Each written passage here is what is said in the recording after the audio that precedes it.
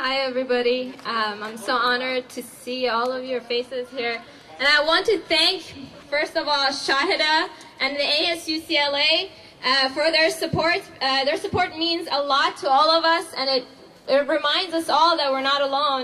And I want to ask all the non-Iranians present today to please continue to watch Iran and speak up, because we need your voice when we need the attention of the international community at this point.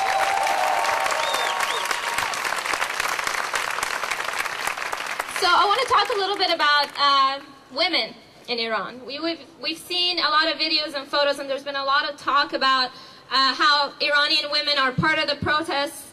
We know that they've been part of the group that have been killed. They're arrested. They're of the groups that speak up. There are a lot of women. There are people who are following up on prisoners and write about the prisoners and their condition that are women, and there are lawyers who are trying to represent them that are women. Obviously, women are present in all these aspects.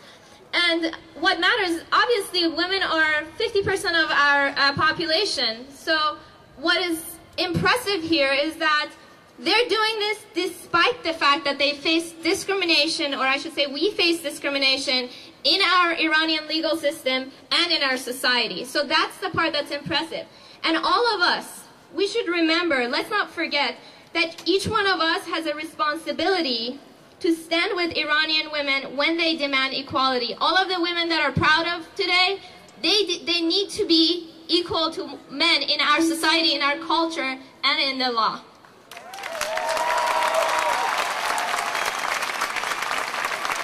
So I want to go one step further than that and talk about the women's rights movement. This includes both men and women, and especially men are active, also active, especially young men in Iran are active in the women's rights movement.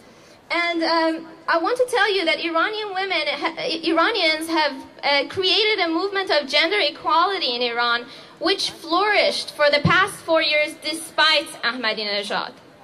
And throughout this movement has taught us a lot about civil activism and peaceful resistance. And I'm sure that we'll continue to see lessons of this movement in our activism here and in Iran in the weeks and months to come.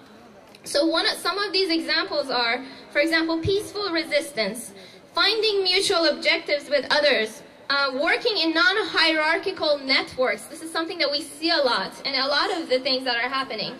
And focusing on demands rather than ideologies.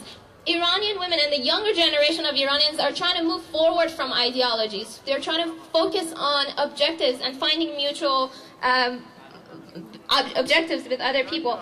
And these are some of the ideas that the women's rights movement and the 1 Million Signatures campaign have put to practice for the past 3 years. And they've sprinkled this all over our society through their everyday activism. So I think that's why we see a lot of these characteristics in our movement, that's the post-election movement, and we'll continue to see that more.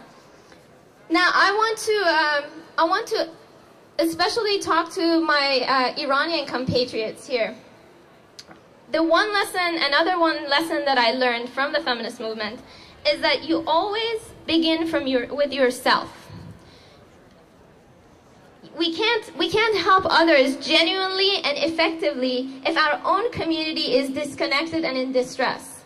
So that's something that I've learned from being part of the women's movement. And I think that our community here needs serious work. And in order for us to be able to help people in Iran effectively, we need to mend our community here as well.